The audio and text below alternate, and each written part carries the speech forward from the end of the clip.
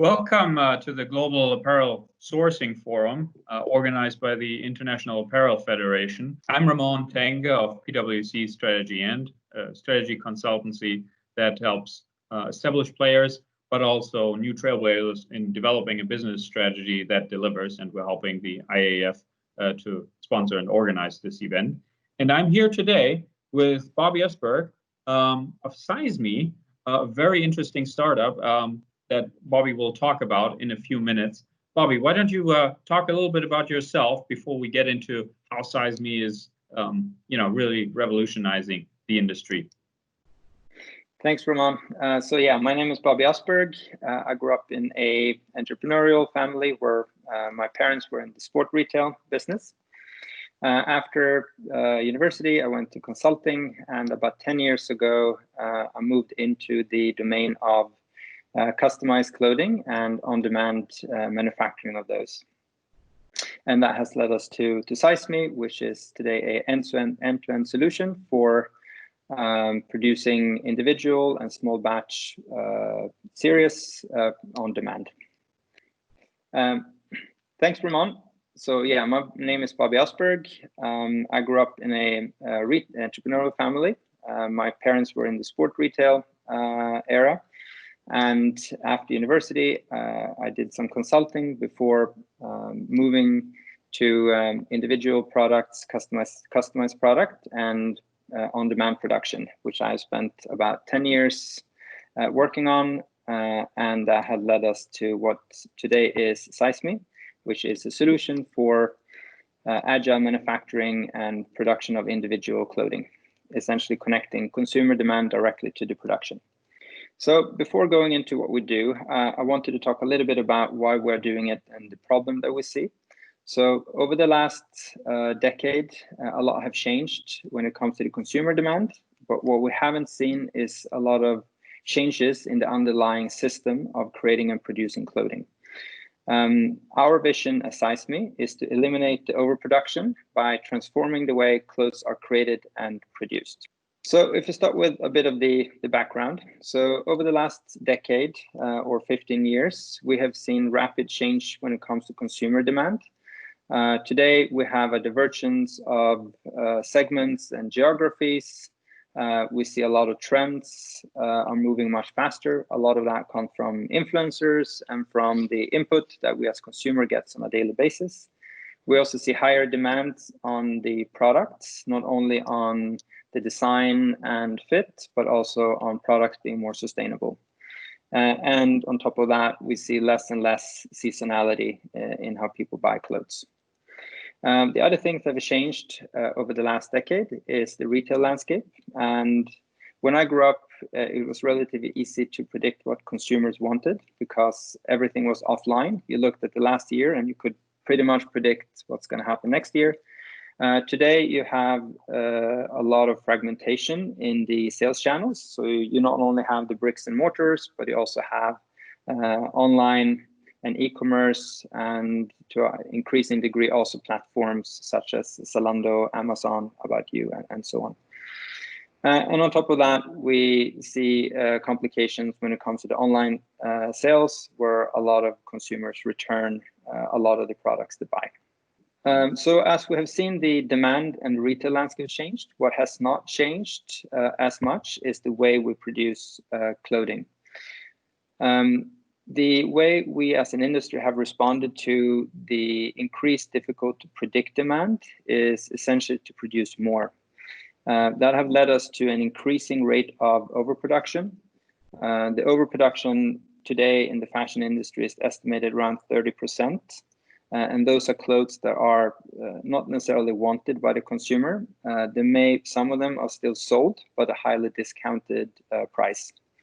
And that overproduction is not only a financial problem for the retail and for the fashion industry, but also from a sustainability perspective. As we all know, the fashion industry produces somewhere between 8 and 10% of the global CO2 emissions. And with 3% produced not wanted, that unwanted clothing would add up to around 3% of the global CO2 emissions.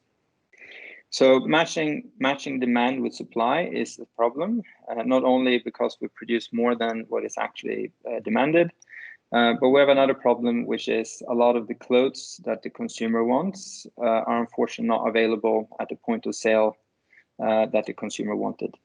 And that can be because of the size is sold out. It could also be that a particular collection is running low. We know as an industry that the way we produce clothes with long lead cycles and reducing price for adding more volume isn't the best way forward, but it's something that is still sort of the standard today. On top of this, what happened obviously in the beginning of the year, we ended up in the current pandemic crisis. That have led to a number of issues. One of them is reliability on the supply chain. So we see more and more brands looking for resilience in the supply chain. Another problem is that we're running with very large inventories that needs to go away, and that results in high discount rates, most likely a lot of write-offs when the dust is settled. And not only that, but it's really hard to predict, even harder than before, to predict consumer demand. We as an industry doesn't know exactly when the demand will come back and how that demand will look like. And lastly, given the problems that the industry is having, a lot of companies are in liquidity problems, which means canceled orders. It means changing the payment terms and so on, which all is a result of a model where we bought a lot of product upfront. Textilwirtschaft did in June this year a survey with executives from the fashion industry, where they asked what they look for in their suppliers, and we can see that a lot of the things that is requested is related to increased flexibility. It is fewer pre-orders and more flexible reorder options. It is also more related to never out of stock programs, which means that you can order essentially as demand come.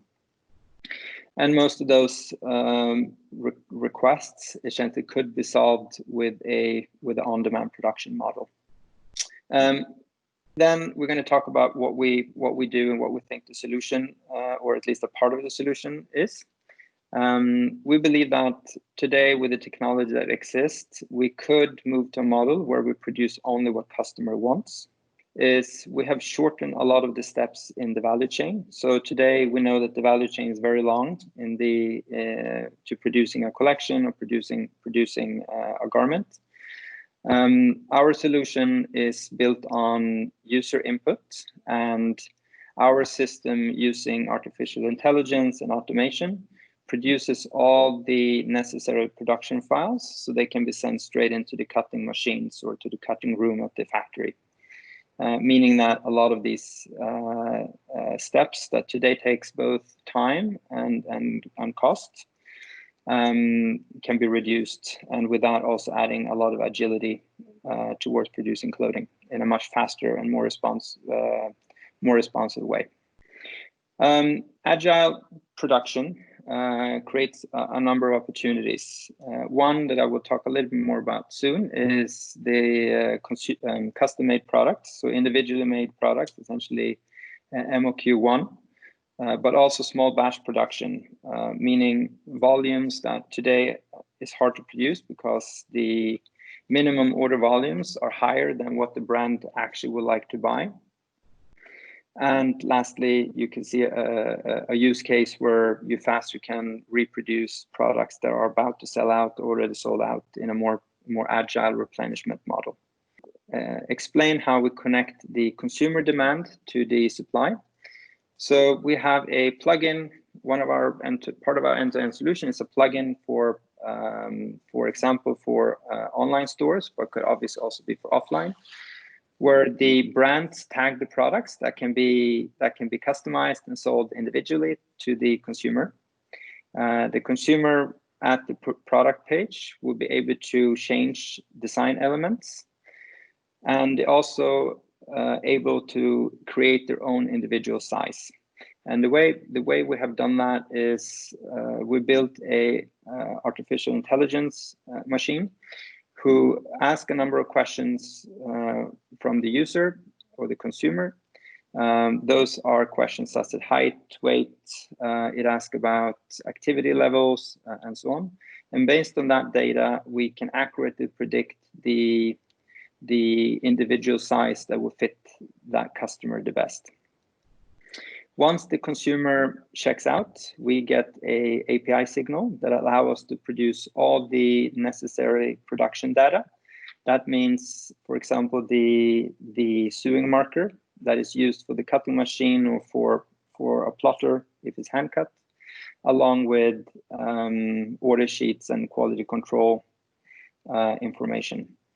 When that is done, we bundle orders for increased production efficiency and transmit them directly to the factory for easy and fast production. And what we see here is, when done right, the efficiency of producing individual pieces by going straight to the production floor isn't far away from what it costs to produce when you do a mass production model. And of course, the beauty in this model is that essentially in one automated process connects what the consumer actually wants with the factory that will produce that garment. What we have seen from the data, the consumer data, is that 95% are satisfied with the fit at the first try.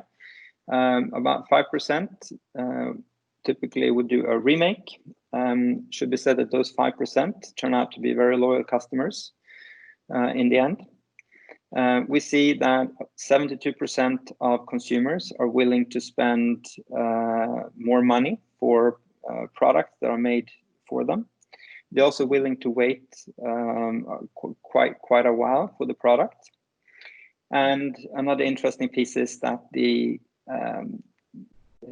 standard sizes have proven not to be the best fit, and 82% of the users are in between sizes, meaning that they could be a large for the shoulders and neck, for example, but a medium for the waist. The benefits that our clients enjoy are typically increased margins. So here we see that our clients are capturing the full margin, so there is no need to discount products that are not being sold. In many cases, or in some cases, there's also premium pricing, which also adds to the gross margin and contribution margin. We see that the working capital is decreasing, essentially being paid for the product being produced. Saves, of course, is important for the liquidity, but also that reducing the inventory risk. So having products available to sell, but not necessarily having them in inventory, is a large benefit that we see with the current crisis is becoming even more important. In terms of saving on time, we know that our clients can react real time, so they can add new products as the consumer demand is changing. So there is not the long lead times to develop new collections anymore. On the consumer side, we see that the customers or consumers that are using the service are not only very satisfied, we also see very high loyalty among those consumers. And last but not least, from an ecological footprint side, when producing only what is sold, there is obviously no overproduction needed, and by default contributes significantly to reducing the ecological footprint. So that's essentially it. Anyone that feels intrigued at what we do, feel free to reach out. Obviously, we'd love for you to be part of the solution. We're passionate about changing the way clothes are being created and produced. We think that increased consumer-centric product, consumer satisfaction, along with reduced impact on the environment, as well as increased margins and better management of liquidity, is hopefully arguments that the listeners also will find appealing. Thank you for the attention. been a pleasure to present what we at ZyseMe do. And feel free to reach out on LinkedIn or any other place where you find us. Wow, thanks, Bobby, for bringing us a bit more insight into what ZyseMe does. I mean, for me as a consumer, I think that's really something that I'd like to see more. Also with the brands that I like, to have a bit more customizable offering to me, because I am no standard size. As probably many of our viewers out there are. But only maybe one quick follow-up question, Bobby. How has COVID impacted your business and how you interact with your partners, your clients, your suppliers? Yeah, I think at the beginning of the crisis, what we saw was obviously everyone went into a crisis mode. So we saw some project paused and were delayed. What we have seen though in the last, I would say 6 weeks, maybe the last 2 months, is that a lot of the discussion pick up again.